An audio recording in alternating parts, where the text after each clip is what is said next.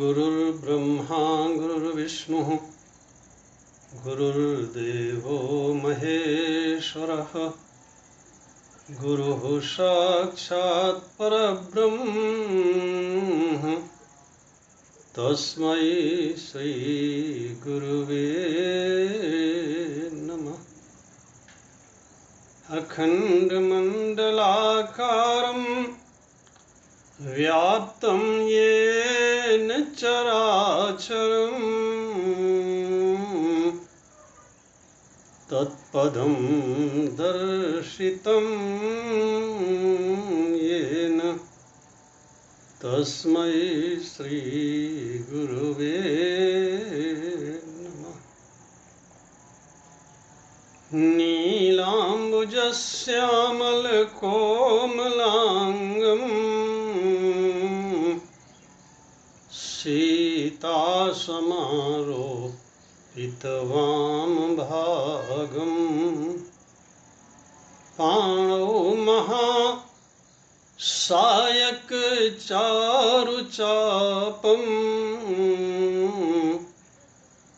नमामि रामं रघुवंशनाथम्।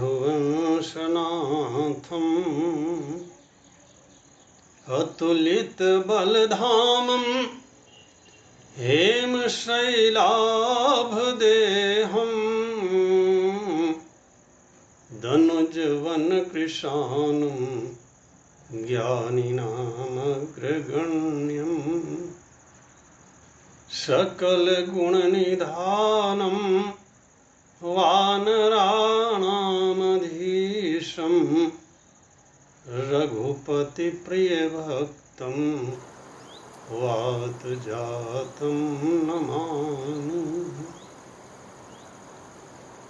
वसुदेवसुतं देवं कंसचाणूरमर्दनं देवकी परमानन्दं कृष्णं वन्दे जगद्गुरुम्। प्रेम से बोलिए भक्तवत्सल भगवान की जय। वृंदावन बिहारी लाल की जय। श्री राम कथा सत्संग के सुधी संचालक आदरणीय श्री जे.एस. पटेल जी,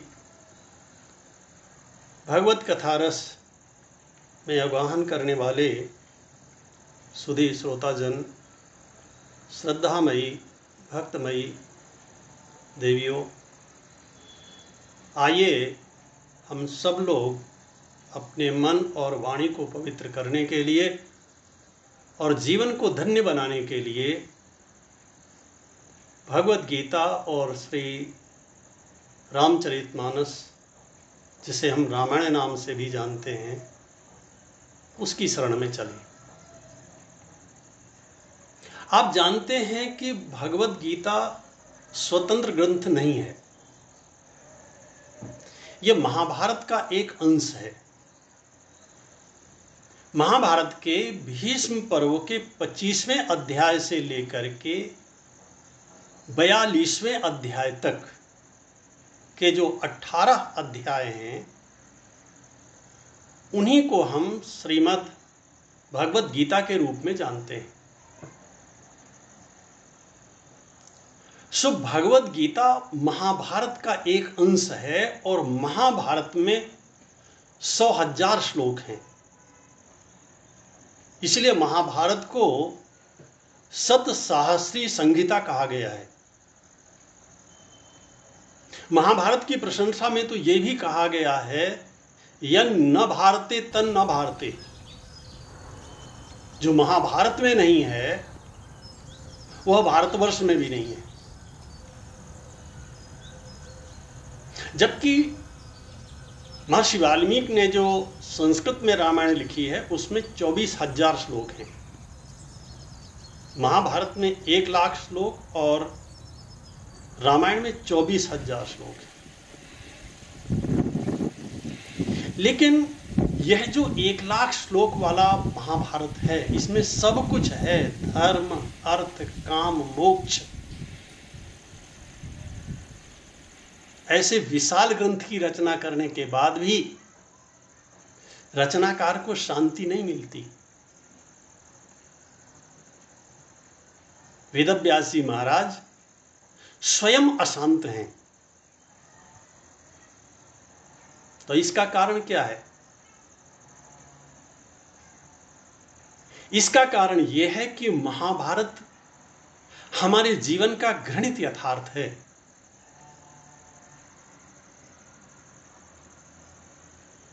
जिस महाभारत में धर्मराज जुआ खेलता हो,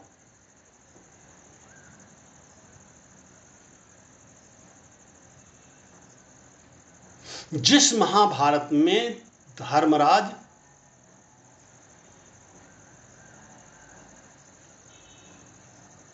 अपने कर्तव्य कर्म का निर्णय ना कर सके। एक बार जब महाभारत पूरा हो गया और धर्मराज हस्तिनापुर के राजा हो गए, तो धर्मराज युधिष्ठिर ने भगवान श्री कृष्ण से पूछा था, देवकी नंदन, मैं जानता हूं कि अगर तुम नहीं होते तो हम महाभारत के युद्ध को नहीं जीत सकते थे। सो तुमने हमें महाभारत के युद्ध को जितवाया। लेकिन मेरे मन में एक प्रश्न है, तुमने भरी सभा में जब जुआ खेला जा रहा था उस समय हमें क्यों नहीं जिताया? भगवान श्री कृष्ण मुस्कुराए। उन्होंने कहा, धर्मराज, तुम तो धर्मराज हो ना, तुम्हें जुआ खेलना ही नहीं चाहिए था।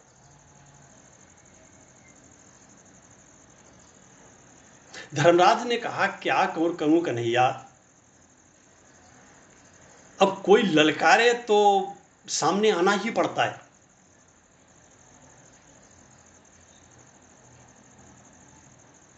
कन्हैया ने पूछा, किसने ललकारा? बोले, दुर्योधन ने। तो बोले, दुर्योधन से खेलते।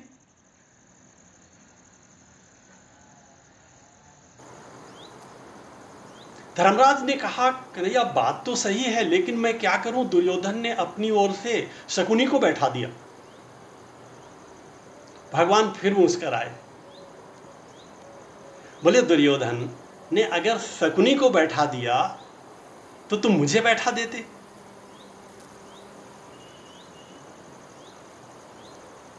फिर मैं देखता।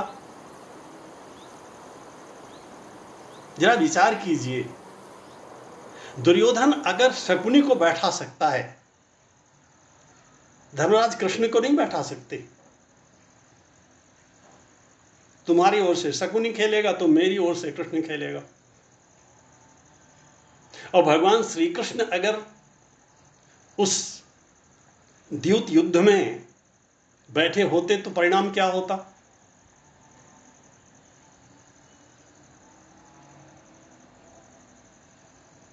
अंत में कृष्ण ने कहा, धर्मराज, तुम तो धर्म के वेत्ता हो, और मनुष्य का धर्म तब तक, कोई भी धर्म तब तक पूरा नहीं होता जब तक वो भगवान का स्मरण नहीं करता। उस समय तुम मुझे भूल गए, जिस समय तुम जुआ खेल रहे थे, अपने हाथ में तुमने पासे लिए हुए थे और दोनों हाथों के बीच में पासों को रख करके हाथों का घर्षण कर रहे थे। तुम्हारे हाथ तो जुड़े हुए थे। एक बार मेरी ओर उठा करके तुम कहते, कन्हैया इस बार तू देख लेना। तुम तो मुझे उस समय भी भूल गए। मनुष्य के जीवन का सबसे बड़ा दुर्भाग्य तब होता है जब वो भगवान को भूल जाता है। संसार का स्मरण करना, संसार में रहना बुरा नहीं है, संसार को मन में रखने से बड़ा कोई पाप नहीं है, और भगवान को मन में रखने से बड़ा कोई पुण्य नहीं है। क्योंकि हम पाप तब करते हैं जब संसार हमारे मन में रहता है, हमारा कोई संबंधी हमारे मन में रहता है, संसार का तुच्छ लक्ष्य हमारे मन में रहता है, तब हम पाप करते हैं। सो महाभारत जीवन का घृणित यथार्थ है। आज हम महाभारत और श्री रामचरितमानस के कुछ प्रसंगों को तुलनात्मक दृष्टि से देखेंगे। महाभारत कैसा है और रामायण कैसी है। महाभारत अगर जीवन का घृणित यथार्थ है तो रामायण जीवन का उच्चतम आदर्श है। महाभारत में धर्मराज भी जुआ खेलता है, और श्री रामचरितमानस में अगर हम भरत जी को छोड़ भी दें, वो तो बहुत ऊपर की वस्तु हैं, तो जो अयोध्यावासी हैं उनकी क्या स्थिति है। गोस्वामी जी महाराज लिखते हैं कि राम दरस हित लोग सब, एक दो नहीं, संपूर्ण अयोध्यावासी, राम दरस हित लोग सब, और करत नेम उपवास, तज तज भूषण भोग सुख, जियत अवधि की आस। गोस्वामी जी महाराज कहते हैं, अगर श्री भरत जी न होते और भरत जी ने सही मार्ग न दिखा दिया होता और वे नंदीग्राम में रह करके एक आदर्श राजा के रूप में न रह रहे होते, अयोध्यावासी तो 14 वर्ष में बीच में ही समाप्त हो जाते। क्योंकि जियत अवधि की आस। और गोस्वामी जी महाराज एक और संकेत करते, जिस समय चित्रकूट में यह निश्चित हो गया कि अब तो वापस लौट करके जाना ही है अयोध्या,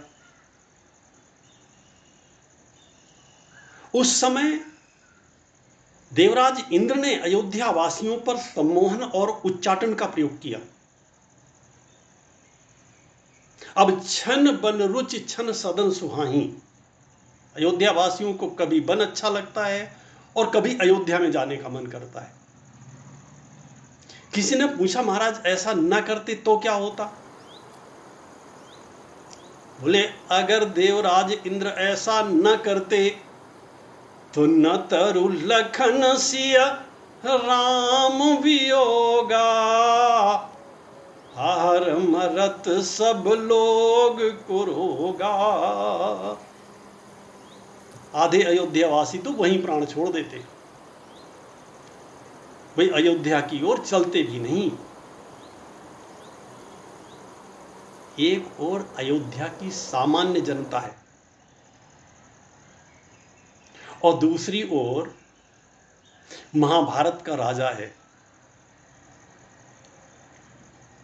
वो चाहे धृतराष्ट्र हो और चाहे दुर्योधन हो। बंटवारा महाभारत में भी होता है और भाइयों के बीच में होता है। महाभारत में संपत्ति का बंटवारा होता है। श्री रामचरितमानस में विपत्ति का बंटवारा होता है। श्री राम जी कहते हैं, बांटी विपत्ति सबई मोई भाई। भरत, तुमने विपत्ति बांट लिया, तुम्हारे हिस्से में विपत्ति आई, अधिक आई। और महाभारत में संपत्ति का बंटवारा होता है। पांडव संतोषी हैं, लेकिन पूरी तरह संतोषी नहीं है। उन्हें भी 5 गांव चाहिए।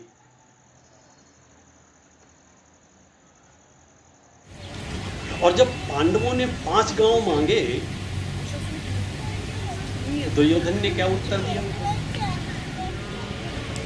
बोले, सूच्यग्रे नैव दास्यामि।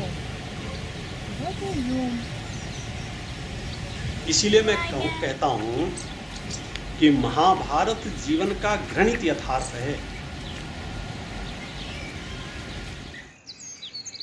5 गांव तो बहुत होते हैं। 5 गांव से क्या फर्क पड़ जाता दुर्योधन के ऊपर? बोला, 5 गांव तो बहुत होते हैं, मैं सुई की नोक के बराबर देने वाला नहीं हूं। सूच्यग्रम नैव दास्यामि विना युद्धेन केशव। भगवान श्री कृष्ण से कहता है, कन्हैया, बिना युद्ध के मैं सुई की नोक के बराबर नहीं दूंगा। और परिणाम क्या होता है? परिणाम होता है महाविनाश।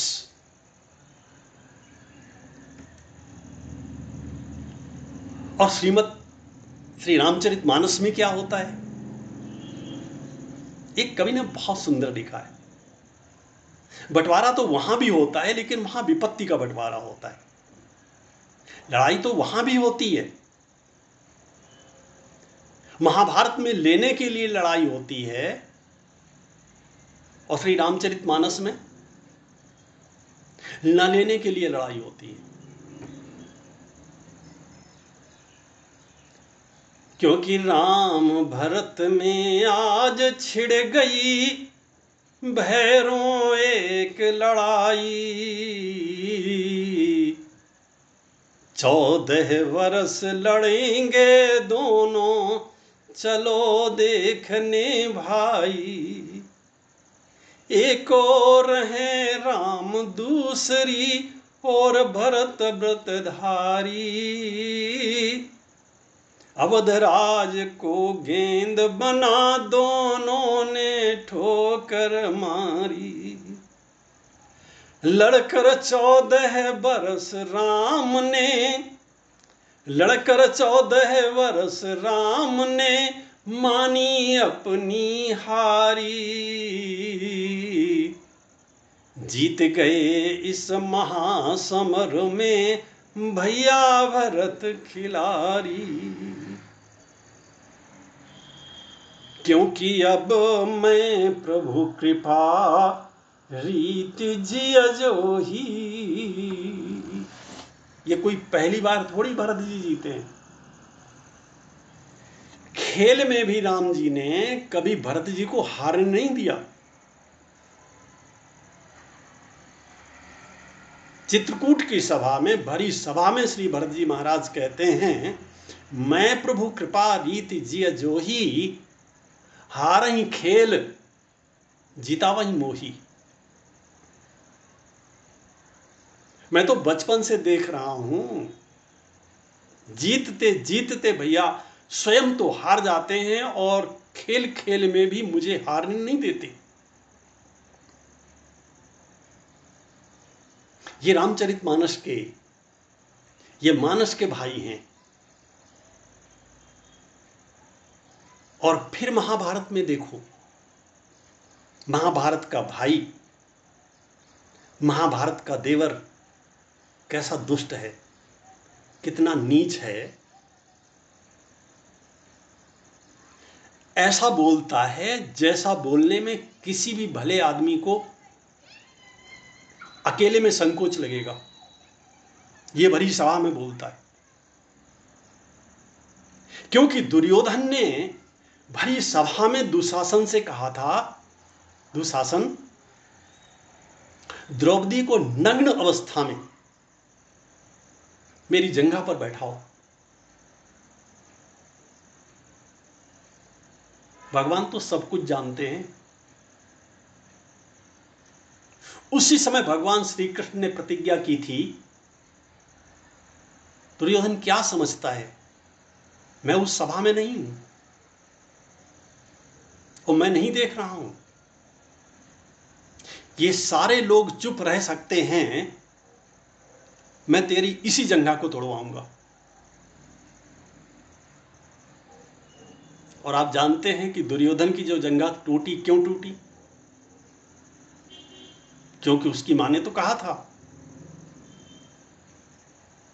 बेटा नग्न अवस्था में मेरे सामने निकलना। भगवान ने कहा, कैसा मजाक किया कन्हैया ने, अगर तूने भरी सभा में मेरी बहन को नंगा करना चाहा है, मैं तुझे इसी समय नग्न अवस्था में तेरी मां के सामने से निकालूंगा, लेकिन तेरी जंघा भी तो तोड़वाना है मेरे को। सो भगवान श्री कृष्ण पहुंच गए। उन्होंने दुर्योधन से पूछा, दुर्योधन क्या प्लान है, क्या विचार है? दुर्योधन ने कहा कि आज तो मां के सामने जाना है, मेरी मां आंखों से पट्टी खोलेगी और मेरे को देखेगी, सो मैं वज्र का हो जाऊंगा। कन्हैया ने कहा, कैसे जाएगा? बोला, उन्होंने कहा है कि नग्न अवस्था में मेरे सामने से आना। भगवान श्री कृष्ण कहते हैं, तेरा दिमाग तो नहीं खराब हो गया? मां के सामने जाएगा, नग्न अवस्था में जाएगा, अरे कुछ तो पहन ले।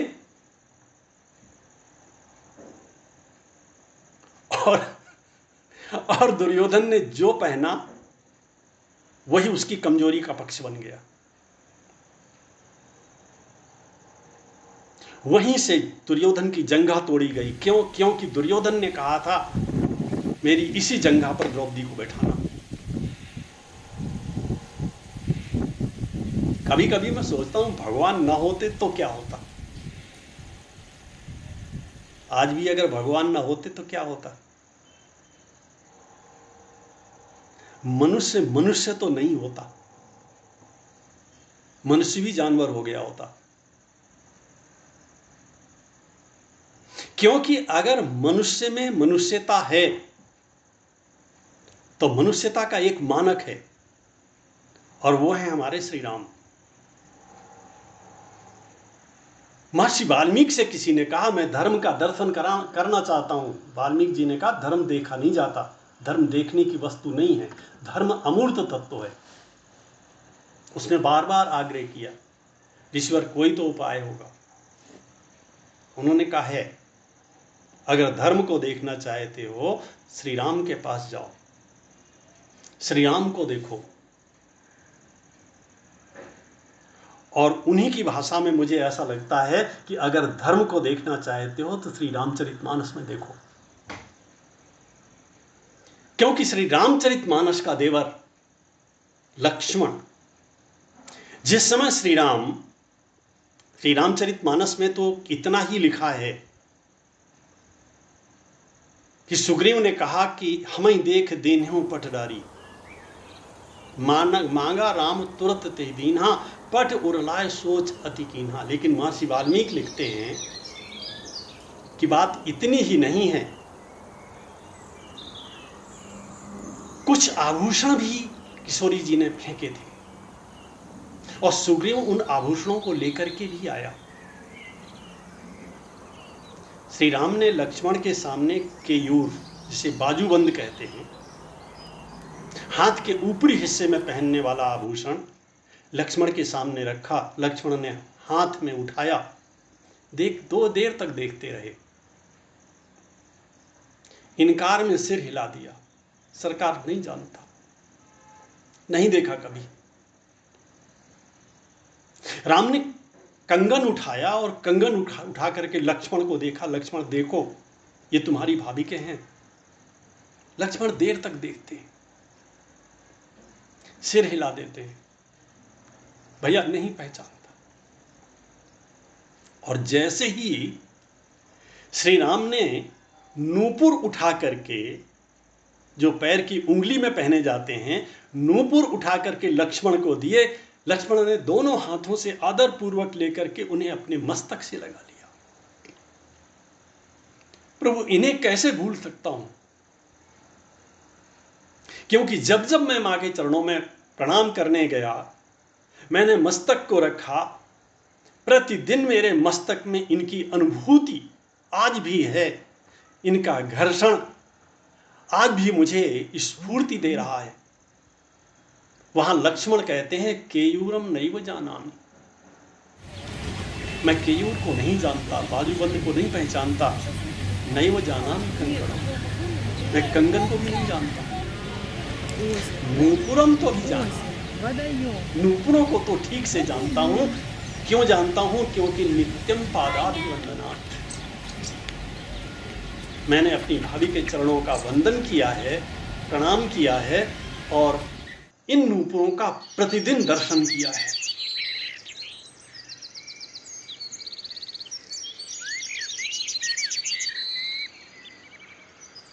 इसीलिए श्री रामचरितमानस का हमारे घर घर में पाठ किया जाता है। और महाभारत के लिए लोग मना करते हैं, महाभारत नहीं पढ़ना चाहिए। क्या पढ़ोगे? हम जैसा पढ़ते हैं वो हमारी बुद्धि का भोजन होता है। शास्त्रों में जहां यह लिखा हुआ है कि आहार शुद्धव सत्व शुद्धि, अब थोड़ा ध्यान से सुनिएगा। शास्त्रों में जहां कहीं भी लिखा हुआ है कि आहार शुद्धव सत्व शुद्धि, अगर भोजन शुद्ध होता है तो हमारी वृत्ति शुद्ध होती है, हमारा स्वभाव शुद्ध होता है। वहां केवल भोज्य पदार्थों के लिए नहीं लिखा है, क्योंकि भोजन से तो उदर पूर्ति होती है। दूसरा भोजन होता है इंद्रियों का। हम अपनी इंद्रियों को कौन सा भोजन दे रहे हैं? नेत्रों को क्या दे रहे हैं? नेत्रों से क्या देखना चाहिए? महर्षि वाल्मीकि कहते हैं, नैनन संत दर्श नहीं देखा तो लोचन मोर पंख कर देखा। ते सिर कट तुम्बर समतूला, जे न नमत हरि गुरु पद मूला। वो पूरा प्रसंग पढ़ने लायक है। हमारी इंद्रियों का भोजन क्या है, ये महर्षि वाल्मीकि बताते हैं। और केवल इंद्रियां ही नहीं, हम अपने मन को कौन सा भोजन दे रहे हैं? कहीं ऐसा तो नहीं कि हमारे मन में निरंतर रुपए का चिंतन चलता रहता है? धन की आवश्यकता है जीवन में, निसंदेह। लेकिन अगर धन के साथ हमारी वृत्ति जुड़ गई तो हमारी वृत्ति दूषित हो जाएगी, और फिर हमें जीवन में कभी शांति नहीं मिलेगी। अभी तक तो मिली नहीं, आगे भी नहीं मिलेगी। ये पूरा का पूरा जीवन ऐसे ही चला जाएगा। अगला जन्म कौन सा मिलेगा ये तो भगवान जाने।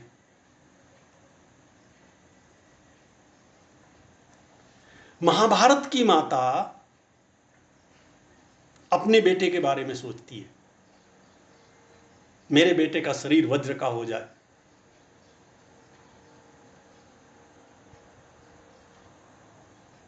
जिस भरी सभा में भीष्म पितामह बैठे हों, द्रोणाचार्य बैठे हों, कृपाचार्य बैठे हों और बड़े बड़े महापुरुष बैठे हों,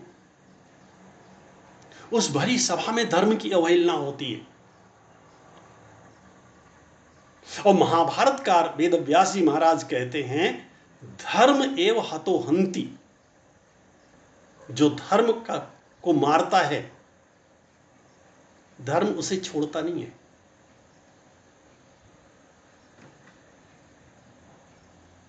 कुछ दिन पहले ही दुर्योधन ने धर्म की हत्या किया था। धर्म ने समूल वंश नाश कर दिया, क्योंकि धर्म एव हतो हन्ति धर्मो रक्षति रक्षिता। जो धर्म की रक्षा करता है, धर्म उसकी रक्षा करता है। तस्मात् धर्मो न हन्तव्यः। इसलिए जो जीवन में शांति चाहता है, हमारा आपका जो जीवन है ना, इससे तो बहुत सारे पशु और पक्षियों का जीवन अच्छा है। उनके जीवन में कोई चिंता नहीं है। आप प्रातःकाल 5-6 बजे देखो, चिड़ियां कैसी चहचहाती हैं। उनका चहचहाना सुन करके लगता है इतना सुख तो हमारे जीवन में नहीं है जितना इनके जीवन में है। तो हमारे मनुष्य होने से क्या होता है? क्योंकि रामचरितमानस में दोनों बातें कही गई हैं। जहां ये कहा गया है कि सबते दुर्लभ मनुज शरीरा, वहां यह भी कहा गया है कि यह शरीर अधम भी है। दुर्लभ इसलिए है क्योंकि इसी शरीर से भगवान की भक्ति हो सकती है।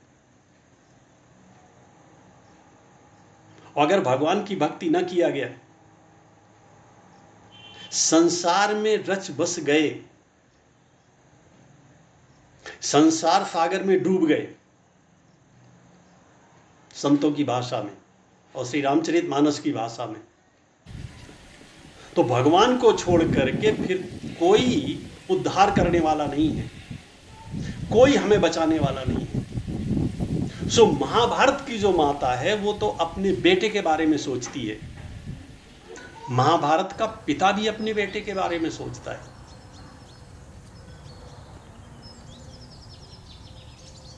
क्योंकि धृतराष्ट्र संजय से कहता है, धर्म क्षेत्रे कुरुक्षेत्रे संवेता युद्धवा मामकाः पांडवाश्चैव। भेद कर दिया, मेरे पुत्रों ने और पांडु के पुत्रों ने क्या किया। ये बाप अगर सारे बेटों को अपना मानता, भाई तो नहीं रहा, और भाई के न रहने के बाद भी भाई के बेटों को अपना मान नहीं सका।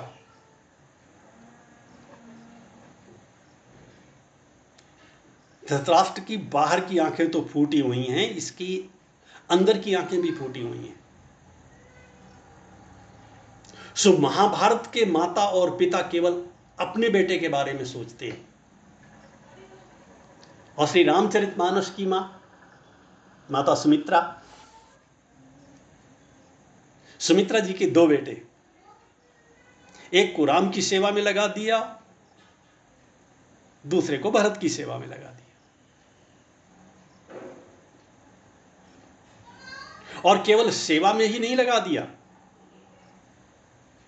माता सुमित्रा ने कहा, बेटा जहि न राम बन लाहि कलेशु, सुत सोई कर हो यह उपदेशु। बेटा श्री राम जिस तरह से सुखी रहें, तुम्हें वही आचरण करना है। लक्ष्मण जी ने कहा, मैया कुछ संकेत कर देती। बोली, राग रोष ईर्षा मद मोह और जन सबने हूं इनके बस हो। मैया ने बहुत बड़ी बात कह दी। बेटा जागृत अवस्था में नहीं, स्वप्नावस्था में भी कभी इन मनोविकारों के वशीभूत मत हो जाना। लक्ष्मण जी ने हाथ जोड़ करके कहा, मां जागरण बुद्धि प्रधान होता है। मैं जागरण के बारे में तो कह सकता हूं, स्वप्न के बारे में कैसे कह सकता हूं।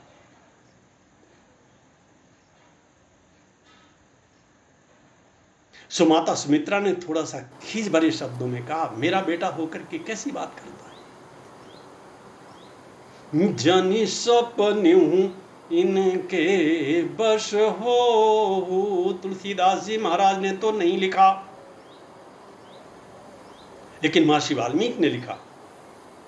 उस समय यज्ञोपवीतम प्रतिगई है लक्ष्मण। लक्ष्मण जी ने अपने जनेऊ को अपने दाहिने हाथ से पकड़ा, अपनी माता के सामने यज्ञोपवीत का स्पर्श करके वे प्रतिज्ञा करते हैं, मां अगर आपकी ऐसी आज्ञा है तो मैं अब 14 वर्ष तक सोऊंगा ही नहीं, और जब सोऊंगा नहीं तो मुझे स्वप्न भी नहीं आएगा। यज्ञोपवीतम प्रतिगृह्य लक्ष्मण निद्राम न लेभे वनवास काले। पूरे वनवास काल में लक्ष्मण सोए नहीं।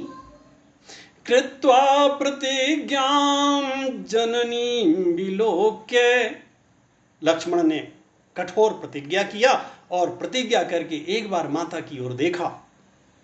जगाम रामम च प्रणम्य भूयः, एक बार फिर से प्रणाम किया और श्री राम जी की दिशा में चल पड़े।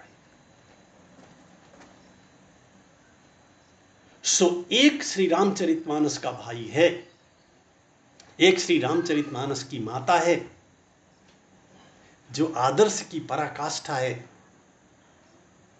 और महाभारत का भाई है, महाभारत की माता है, महाभारत में भी पिता है, जो नीचे से नीचे और नीचे गिरता है। और उसका परिणाम क्या होता है? श्रीमद् भागवत में लिखा हुआ है कि जिस समय विदुर जी धृतराष्ट्र के पास पहुंचे उस समय रात्रि के 2 बजे हुए थे। धृतराष्ट्र जग रहे थे। विदुर जी ने पूछा, भैया आप सोए नहीं? धृतराष्ट्र ने कहा, नींद ही नहीं आती, रात के 2 बजे नींद नहीं आती।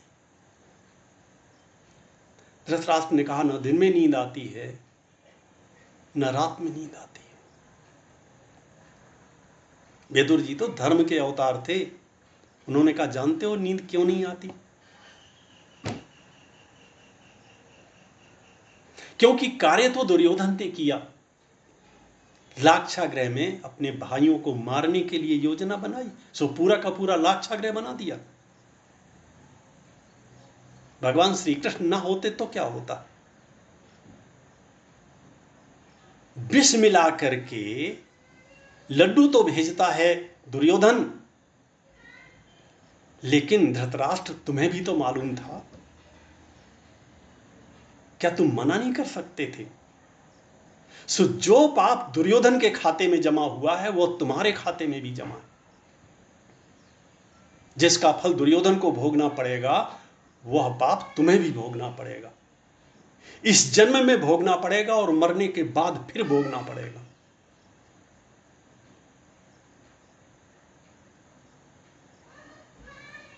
उस समय धृतराष्ट्र अपना सिर नीचे झुका लेते। विदुर जी ने कहा, यह जो तुम्हारा झुका हुआ सिर है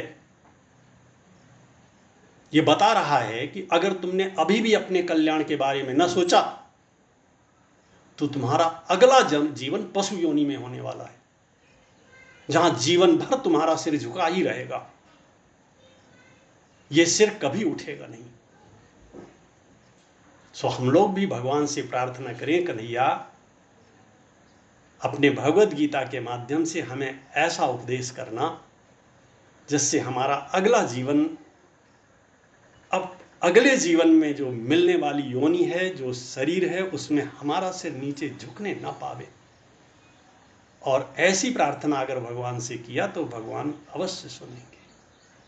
प्रेम से बोलिए भक्त वत्सल भगवान की जय।